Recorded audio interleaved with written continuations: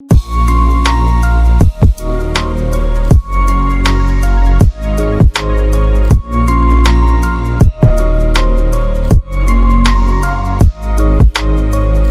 dans ma rédaction hier une plainte déposée par une Congolaise naturalisée américaine, Madame Gisèle Bissimo. Elle est congolaise d'origine, mais de nationalité américaine. Madame Bissimo accuse Patrick Mouyaya, notre ministre des Médias, mais également le général Ndaïwel de séquestration arbitraire. En tout cas, nous ne sommes pas les juges. En tant que journalistes, nous avons pensé aborder cette affaire, tout en reconnaissant d'ailleurs qu'il s'agisse de Patrick Mouyaya et de Ndaïwel, tant qu'ils n'ont pas été condamnés dans un jugement définitif, les deux personnalités bénéficient de la présomption de l'innocence. Ça doit être très clair. Encore que nous sommes qu'au niveau de la plainte, parce qu'ils auront les moyens de se défendre, aussi bien au niveau du parquet ou au niveau du tribunal, si jamais il doit y avoir un procès dans cette affaire ici en Belgique. Mais quand cela ne tienne, ce sujet, nous l'abordons aussi parce qu'hier, nous tous, nous avons suivi un confrère, un estimé confrère, Pero Louara, qui a abordé ce sujet, qui a voulu nous éclairer sur ce sujet. J'ai suivi hier, j'ai suivi jusqu'à en dernière minute, même l'interview très longue de la dame. Mais seulement, je remarque quand même, moi, je reconnais, je suis d'accord avec Pero Louara, qu'un homme politique, en principe, n'a pas de vie privée. Parce que la vie privée d'un homme public investi des fonctions de l'État, la vie privée peut influer sur la marche de la République. Donc, on doit tout surveiller vraiment sur la vie privée. On met difficilement la frontière, surtout ici en France, entre la vie privée d'un homme politique et sa vie publique. C'est comme ça, par ailleurs, vous saviez qu'il y a eu une affaire qu'on a appelée l'affaire Mazarine, où Mitterrand, c'était quand même une vie privée, où Mitterrand a eu un enfant sur un lit extra-conjugal. Mais Canal enchaîné à l'époque en avait parlé, parce qu'on estimait que les chefs de l'État est pris en charge par la liste civile, et tous ces enfants doivent être reconnus, que ce soit ceux qui sont nés dans les mariages ou hors mariage. Or, Mitterrand avait caché aux Français qu'il avait un enfant né sur un lit extra-conjugal. Mais Canal enchaîné l'avait révélé. Il y a eu également d'autres affaires comme l'affaire François Hollande où il est allé en scooter chez Sako Kibi. Alors le président s'est mis en danger. Il pouvait aussi mettre la République en danger parce qu'il n'était pas sécurisé en allant nuitamment chez une de ses maîtresses. Mais l'affaire a défrayé la chronique. Et la presse en a parlé parce qu'il y a une frontière vraiment entre la vie privée et la vie publique. Donc, Pero Louara n'a pas eu tort de s'attaquer à ce qu'on appelle la vie privée de Patrick Mouyaya ou de Ndaïwel, entre guillemets. Mais seulement ce que nous reprochons à notre confrère, c'est qu'il n'a pas respecté vraiment les règles de l'art. Parce que le métier que nous pratiquons, je connais que c'est un garçon intelligent, brillant, formal et facile. Mais le métier que nous pratiquons a des principes.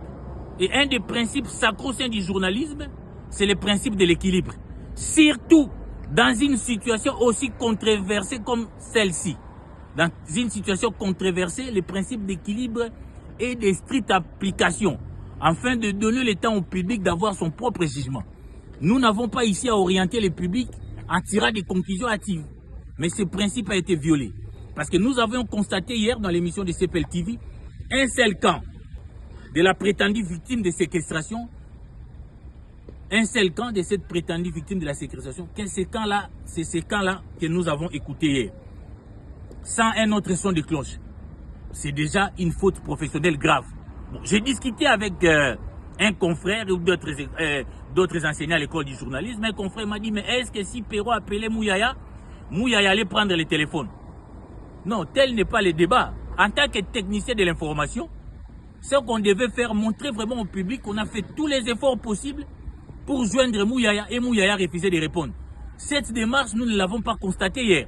Par exemple, nous mettre un téléphone, nous avons qui sonne, les numéros de Mouyaya, nous avons tenté de les joindre, il n'a pas pu répondre. Là, on allait concéder. Mais on n'a pas vu cette démarche-là. On a eu vraiment affaire à une certaine manipulation, il ne faut pas avoir peur honte de le dire.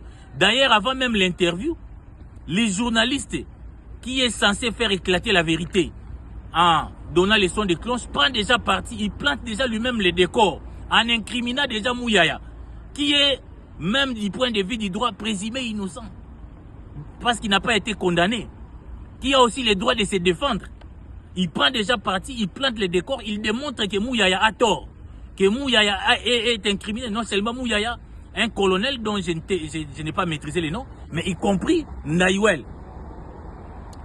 En tout cas, sur ces points-là, les principes sacro-saints du journalisme n'ont pas été respectés. Ça a été purement de la manipulation. Je peux comprendre que j'ai vu la même chose être faite par Olivier Kamitatou. Mais moi, je n'entre pas dans la polémique.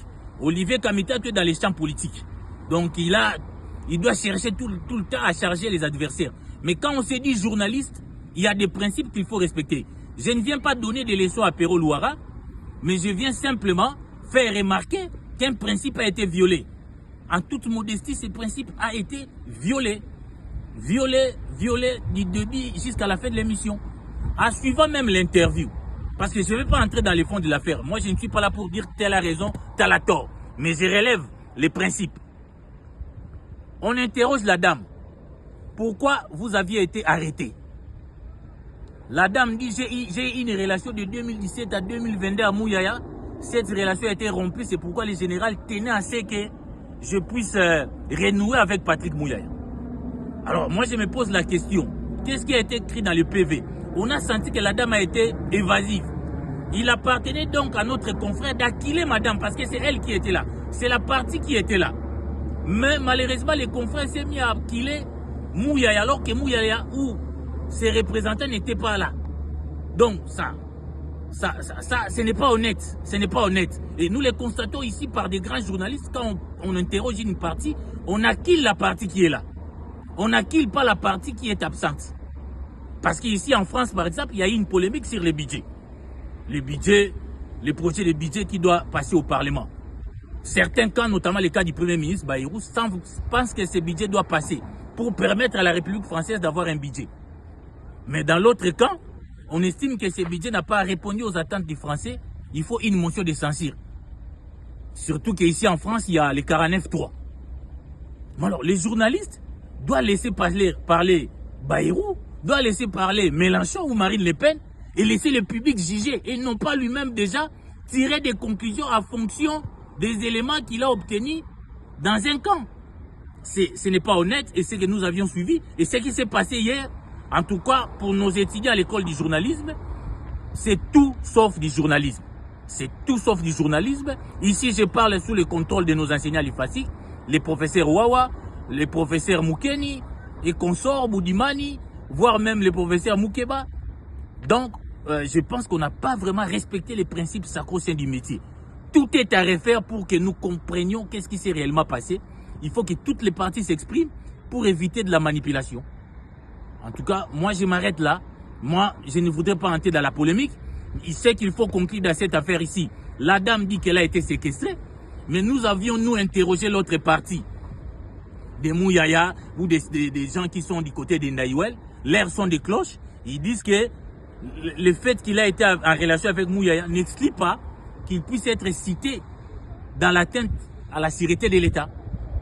Donc la dame a été citée par Eric Kouba d'avoir des relations, d'être en contact avec Nanga, d'être un espion de Nanga. Vrai ou faux, moi je ne prends pas parti, mais je mets à votre disposition les deux versions. Donc, pour la dame, elle a été séquestrée parce qu'elle a rompu des relations avec Mouyaya. Eux, on tenait à ce qu'ils puissent renouer avec cette relation par le général Naïwel. Pour l'autre cas, madame est accusé d'atteinte à la sûreté de l'État parce qu'il était en contact avec le chef rebelle du M23, Afse Nanga. Qui dit vrai, moi je n'entre pas dans les fonds parce que je n'ai pas tous les éléments. Mais je reste sur les principes qui n'ont pas été respectés.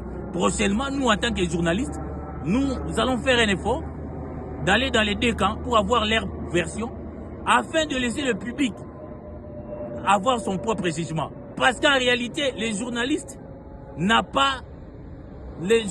des contrats de confiance qu'avec le public, rien qu'avec le public. Merci.